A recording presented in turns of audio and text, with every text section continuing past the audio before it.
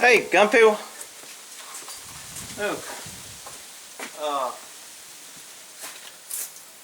One on, let's talk about criminal investigations.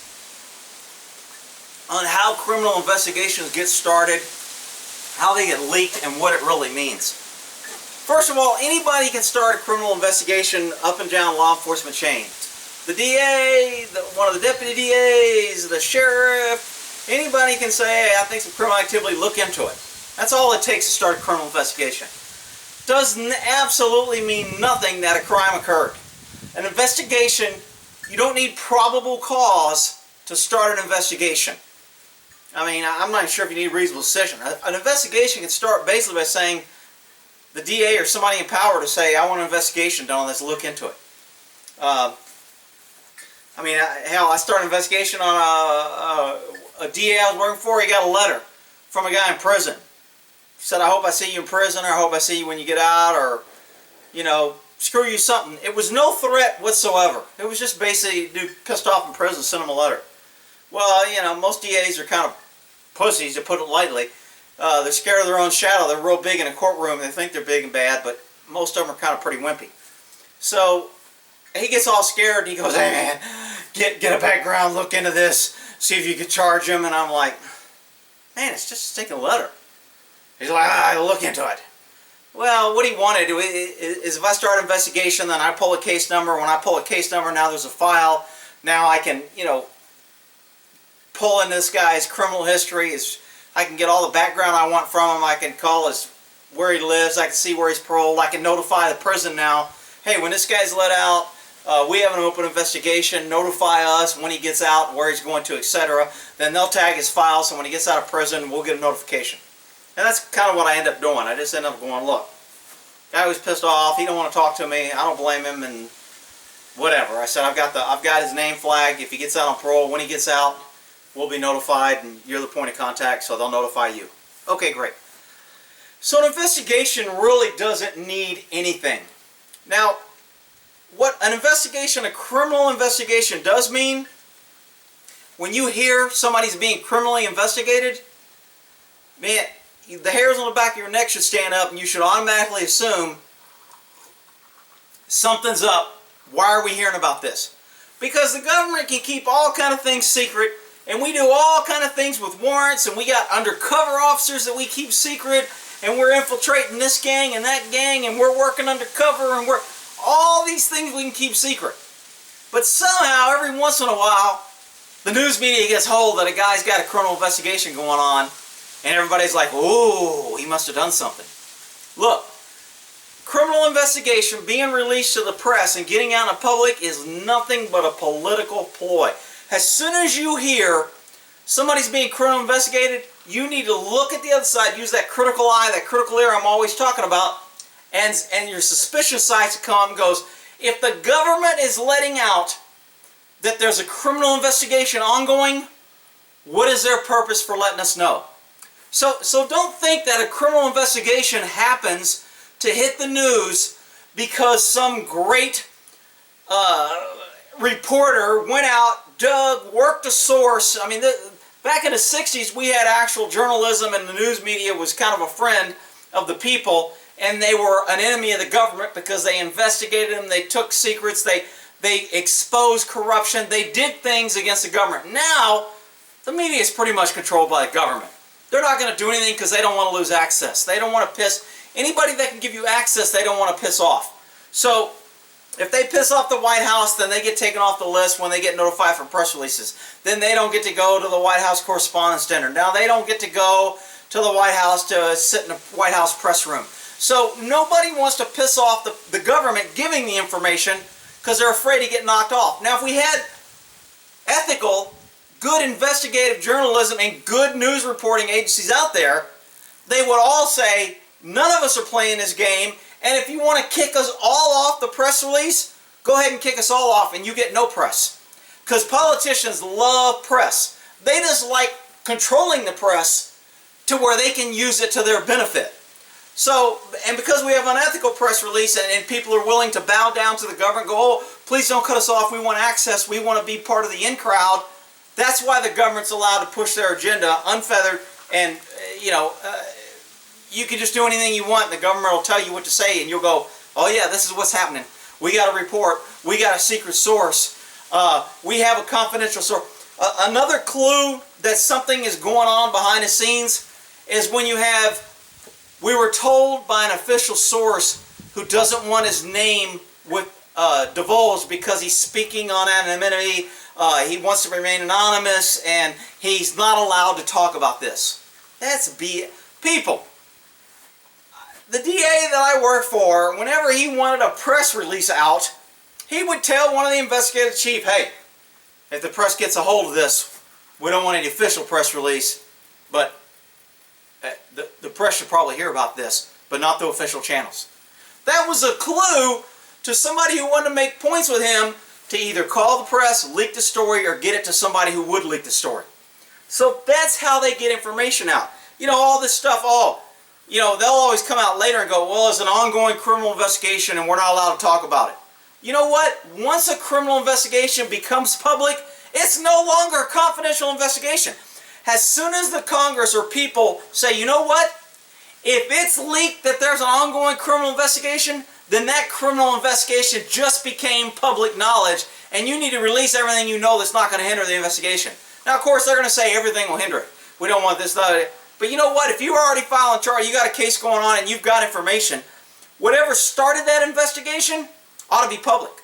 You shouldn't be able to just say, leak the investigation so we can smear this person and let everybody know he's under criminal investigation, make everybody think he's a criminal, make everybody think he did something wrong, and then we get to play it's criminal investigation, we can't talk about it, we're not allowed, it's ongoing investigation. When I hear that shit from these agencies, I'm just like, man, that's so chicken shit. Just tell the freaking truth. We leaked the investigation because we're trying to smear this guy, and we want you to know about this guy. If you ain't competent enough to keep your investigation secret, then why are you allowed to come out later and go, "Oh, it's confidential, we can't talk about it"? That's the biggest scam out there. So you should know as the public, when somebody says we have a confidential investigation, we can't talk about it, if it's so confidential and you can't talk about it, why are we hearing about it? Because that's the problem. Politicians are allowed to use that, ringing that bell I talk about in jury trials, saying things that people can't forget. Letting a criminal investigation leak is ringing the bell for people to go, "Oh, he must have done something wrong. There's more to the story than we're being told. Wow, we shouldn't believe anything this guy says because he's being criminally investigated. Well, he must not be a truthful guy or they wouldn't be criminally investigating him." So there's all these negative connotations going on. I mean, the DA just gave a big press release on this Harris County cop that got killed down here in Texas by Houston, where the poor black man who's a victim of the white man's society walked up behind him like a coward and shot him while he was filling his car up with gas, shot him in the back, and when he laid there on the ground bleeding, he emptied his gun into him 15 times and fired 15 rounds into a cop from the back, ambushed him, all because he was white, probably connected to Black Panther. You won't hear that because the Black Panthers called for, to kill a cop in the Houston area a couple weeks before that. Now all of a sudden a black guy kills a white cop, and nobody's asking whether he's in a Black Panther, and nobody knows the motive. If the races were reversed, it'd automatically be the white guy did it, he's racist, we need riots, we need to loot, we need to have the Attorney General come down, do all this investigation. But because of the white cop being killed by a black guy, everything's King's X, they're blaming the gun. It's the gun's fault for killing the cop. So, and on this case, the DA got on there and kind of gave a lot of specifics about the case. Now, the defense is going to be able to say, hey, the DA went on public newscasts and released that my client did 1, 2, 3, we have him on video, he shot the guy 15 times, he ambushed him from the back, but we don't know a motive. Now, I don't have a problem with the DA doing that because I kind of agree with there's bullshit that he did all that, and the people ought to know. The problem is the defense is going to be able to manipulate that information and say, hey, I can't get a fair trial. The DA already rang a bell to all potential jurors that they think my client's guilty because they got him on video, etc. So now if the prosecutor or if the defense somehow gets that tape suppressed, or gets any admission he made suppressed, or gets the gun that they found owned to him, that he registered to him, that he shot, that the gun matched in ballistics to his gun, if that somehow gets suppressed for some legal BS, now that bell's already been rung and people know. That's why the people on the OJ trial, for those who are familiar, it's kind of an old case now, but at the time it was a big case, everybody knew about it. when OJ, the big football player, Heisman Trophy, great superstar who's in jail now for another crime, I know he's a poor black man, it wasn't his fault. When he killed a white woman and their cousin or brother or somebody, he had the murder weapon he turned in. He got in a police pursuit with the cops. He ran from the cops. He said he just wanted to see his kids before he turned himself in because he knew he was going to jail, because he knew he did. There was all kind of admissions that the jury never heard about. So that made it very difficult to find a jury, because the legal system was playing, and the defense hired a lot of attorneys, a lot of money. They were disqualifying every jury that saw any newscast on it, that heard anything on the news, that read any newspapers about it, that heard anybody talking about it. If you didn't know shit about the case, that's the only way you got on the jury. You had to be a complete dummy and be so out of touch with everything going on in your community that you had no clue. That was the only way you got on that jury. Well, now this DA in Houston went on there and gave all the information, and the defense is going to play the same BS. This jury, this DA compromised my case. She made my client look guilty. Everybody heard the news. They probably know somebody. They've talked about it. They've read it on Facebook. They've emailed it.